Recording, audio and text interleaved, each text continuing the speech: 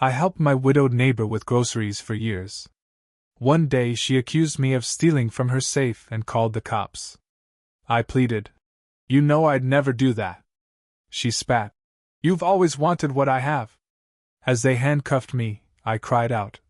Check the attic! Because that's where I saw her grandson sneak in with. I live in Pine Bluff, Arkansas. Not a big town. People here know each other. They wave even if they don't like you. Most work regular jobs. Mechanic, grocery store, teacher, maybe some factory work. That's life out here. I'm 43, no wife, no kids, just me in a one-bedroom house across from a woman named Mrs. Warner. She's probably in her late 70s. When I moved here 11 years ago, her husband was still alive. He used to sit on the porch, wave at everyone, drink iced tea even in the winter. He died 6 years back. After that, she stopped coming out much. Her son lives 2 states away. Her only other family is a grandson, Cody. You'll hear about him later. I started helping her out a few years ago.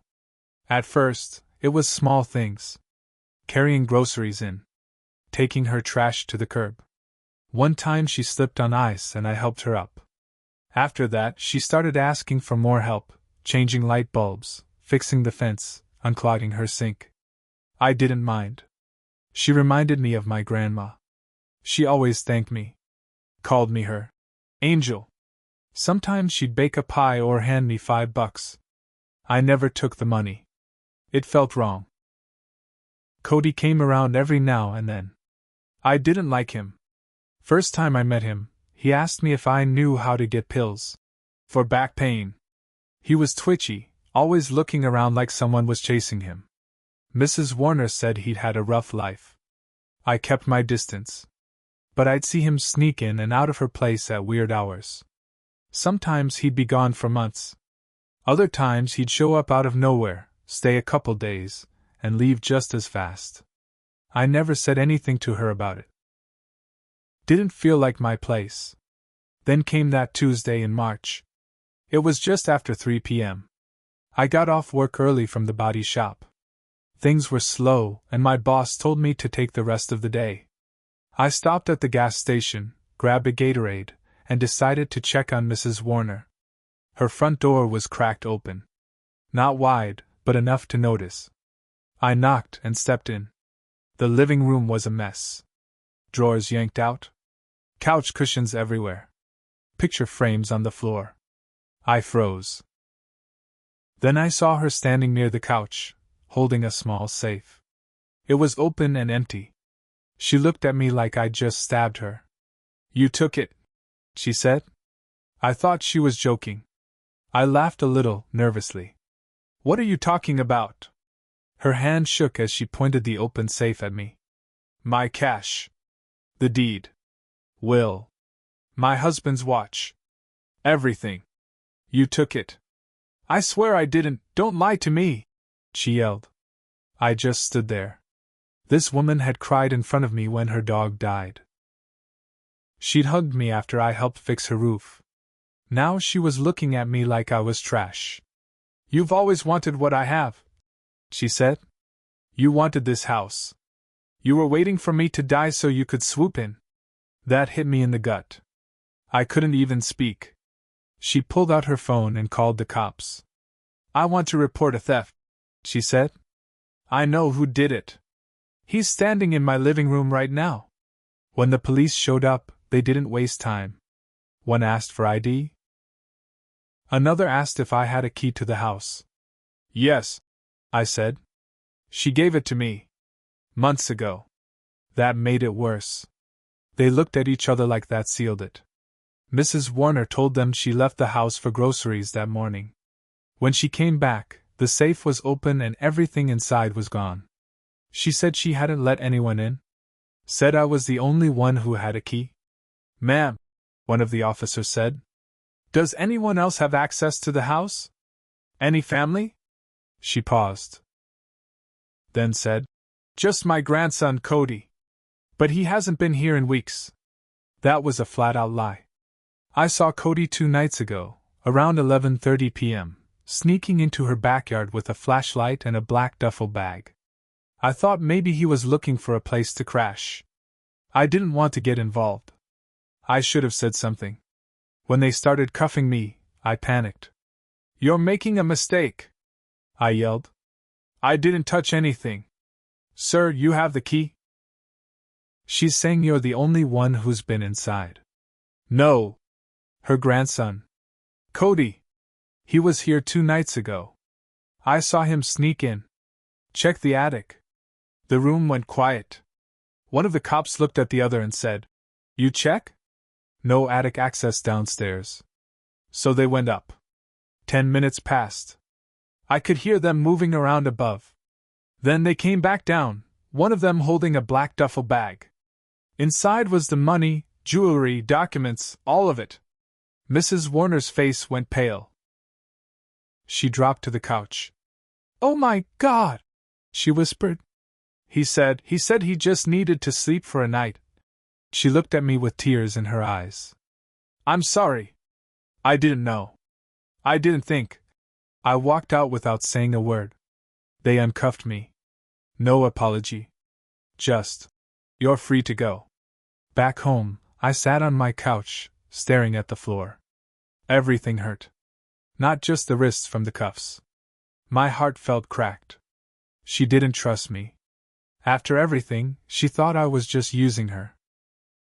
A few days later, people started talking. Some thought I was a thief who just got lucky. Others said she was senile and confused. I started noticing the whispers. One guy at the gas station called me a house creeper, under his breath. I quit my job the following week. Couldn't take the stairs. Then I got a letter from Mrs. Warner. A long one. Handwritten. She said she was sorry. That Cody confessed. Said he blamed me because he thought no one would suspect. The helper guy. That I was too good to be true. She ended the letter saying, "I hope one day you can forgive me." I didn't reply. But that letter gave me an idea. I wasn't going to just walk away.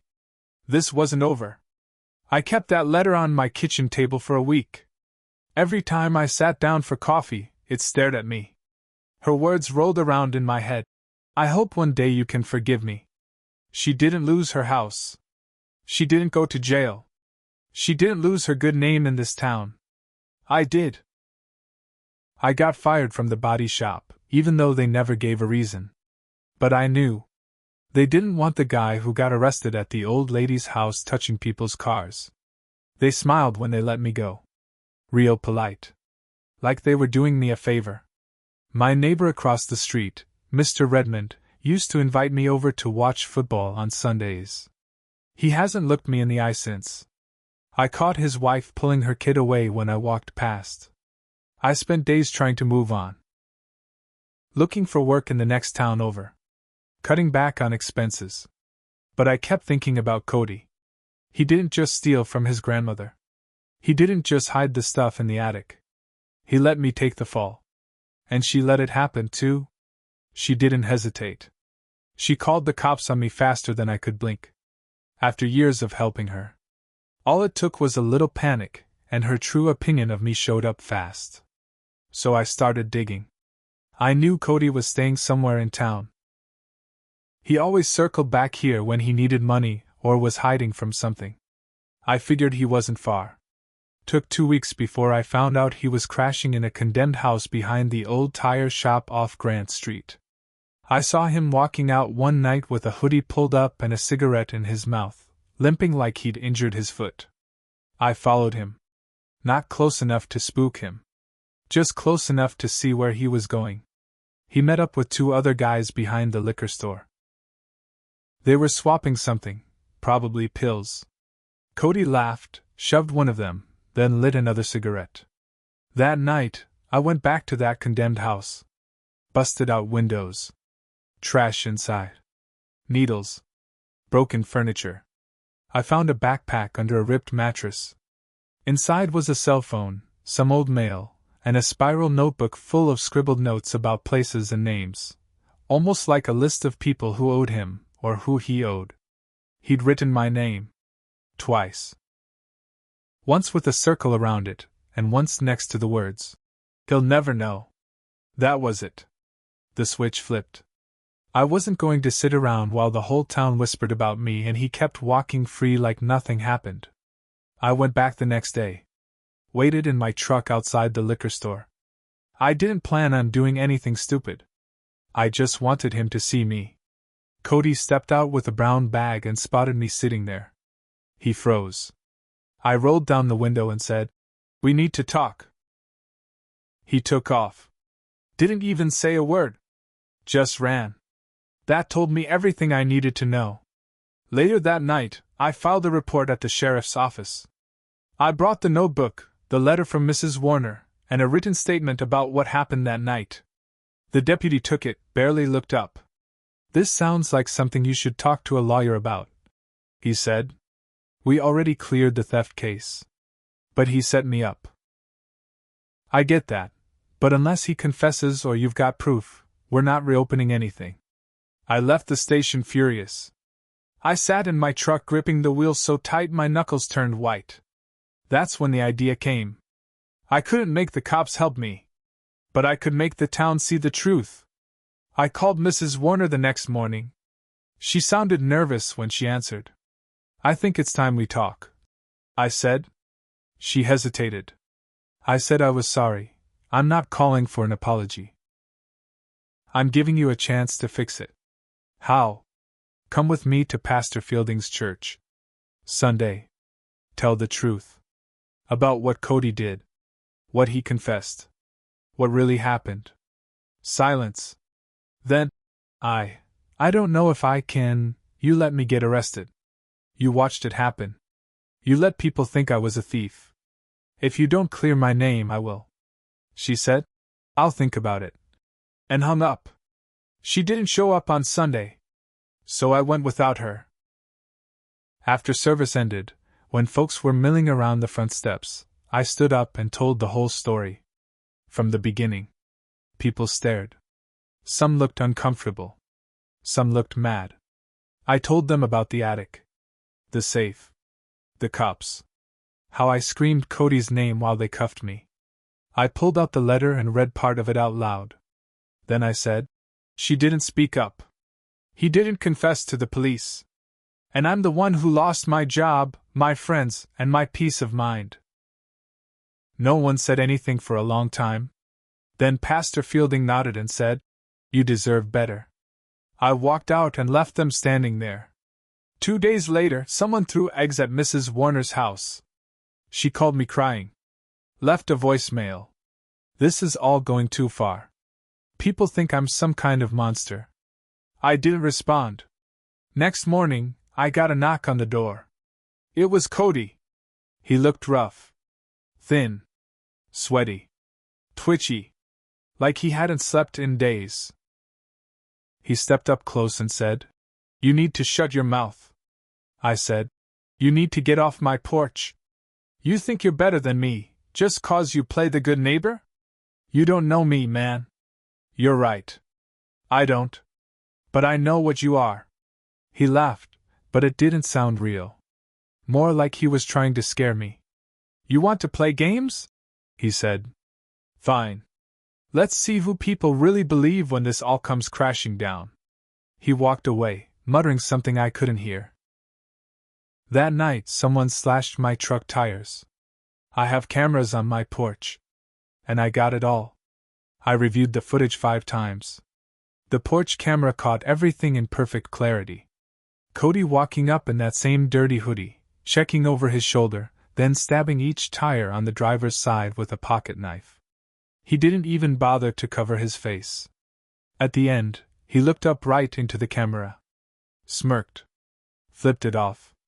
He wanted me to see it. He wanted to rattle me.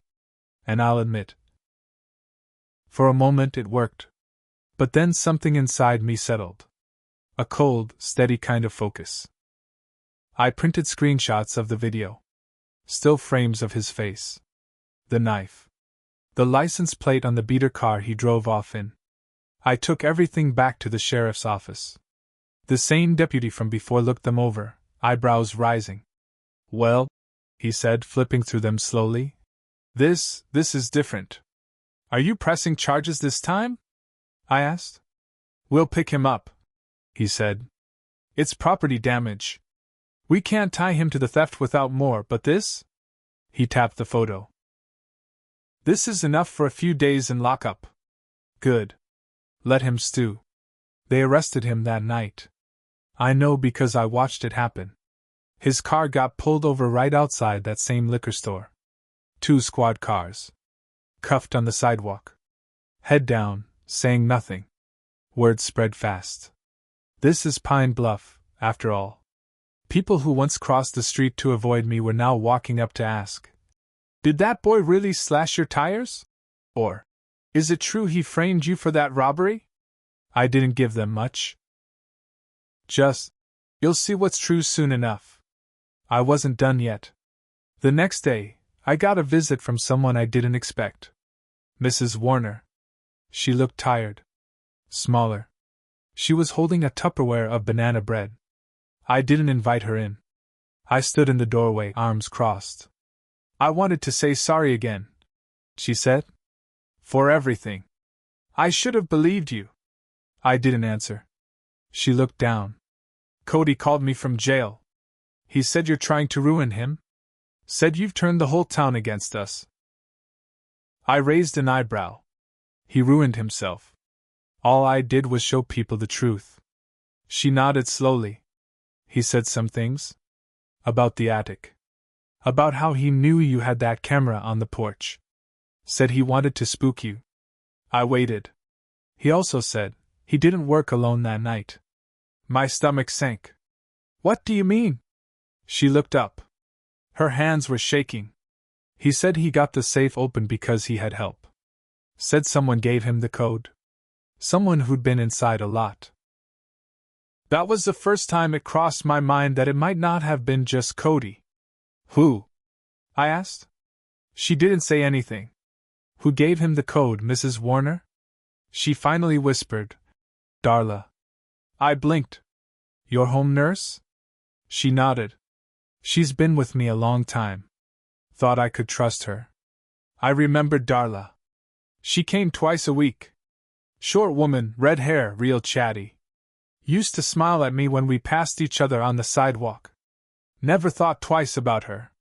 "You have proof?" Mrs. Warner reached into her coat and pulled out a folded piece of paper. "I found this in her work bag," she said. After Cody said her name. "It's a handwritten note. My safe code.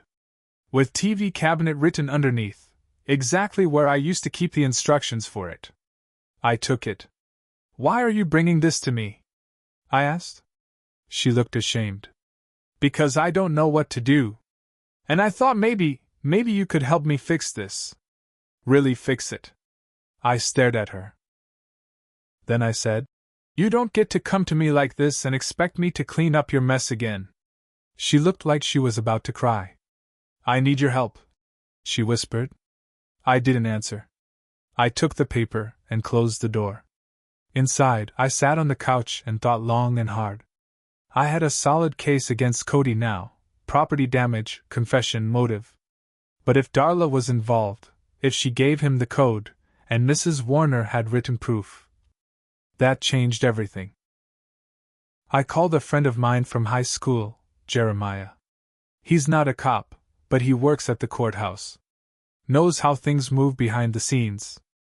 I asked him if it was possible to reopen a theft case with new evidence. He said yes.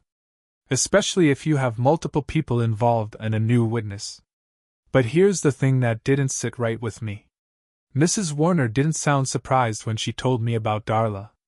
She sounded guilty. So I started thinking, what if she knew about it? What if she agreed to it? What if the whole "you took it" moment was an act? Cody didn't know the code by chance. Darla might have told him. But where did Darla get it? Only someone who'd lived in that house, or been trusted deeply, could have known. And there was one more thing. The jewelry in the duffel bag? I remembered it from Christmas 2 years ago. Mrs. Warner showed me some of it proudly, like she was showing off heirlooms. But the watch I saw in the bag, That wasn't the same one. It was newer. Less worn. I started wondering. What if the whole robbery was a staged setup? What if they moved the real valuables before? What if they framed me, on purpose, to make it look like something was taken when it wasn't? Maybe Cody got greedy. Maybe the plan changed. Maybe someone backed out. But now I wasn't sure of who to believe. I stared at that note in my hand. The code. The name. The shaky handwriting. Was it real? Or was this just one more layer of the lie? I didn't sleep that night. I kept thinking about everything. Cody, Darla, Mrs. Warner, the stage scene, the lies, the setup, the town that turned on me. I couldn't stop asking myself the same question. Why did she accuse me so quickly? Not with doubt. With certainty. It was like she wanted me to be the thief. The next morning, I made a choice. I took that handwritten note, along with the screenshots of the surveillance footage, the letter she sent me, and the notebook I found in Cody's stuff, and brought them all to Jeremiah at the courthouse. He said, "This is enough to rattle someone. Especially with a good lawyer." I didn't have money for a lawyer.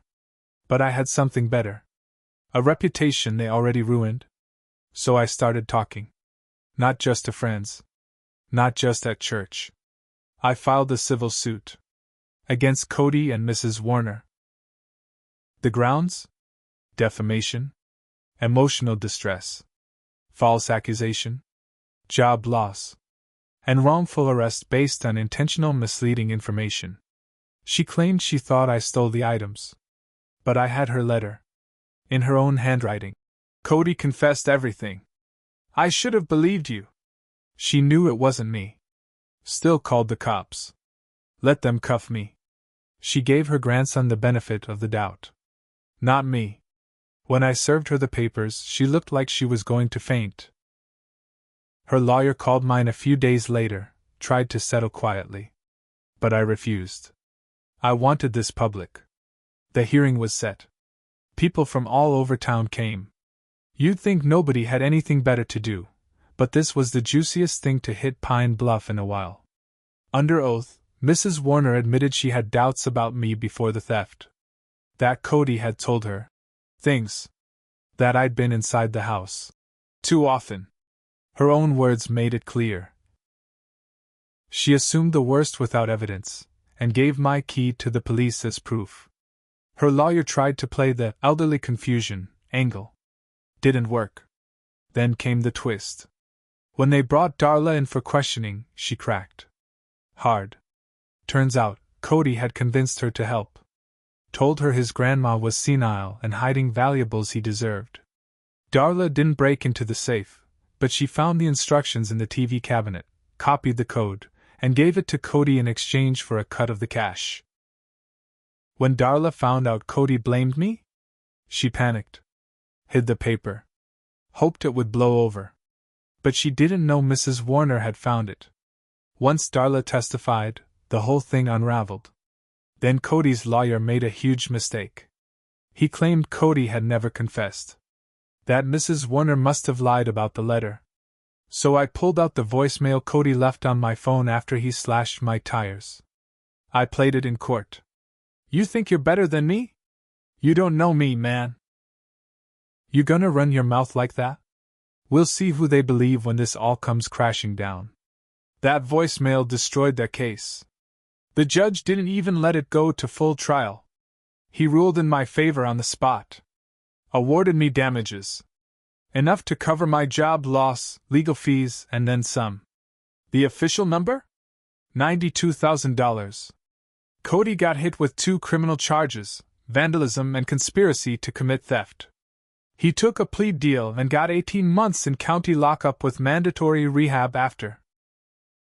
I heard from someone at the sheriff's office that he cried when they booked him. Said he was just trying to survive. Darla lost her nursing license. Turns out, she had other complaints no one acted on before. Now she's out of work, blacklisted from care homes across the state. As for Mrs. Warner, she lost everything that mattered to her. Not money, she still had her house. But her reputation? Gone. Her neighbors stopped waving. Her church stopped calling. Nobody brought casseroles anymore. I passed by one day and saw her trying to carry groceries from her car. No one helped. She saw me watching and froze. I didn't say a word. Just walked on by. And me? I moved out 3 months later. Used some of that settlement money to start my own small auto repair garage in Benton. I hired 2 guys. One of them was my old coworker who got laid off when the body shop closed. I give discounts to elderly folks.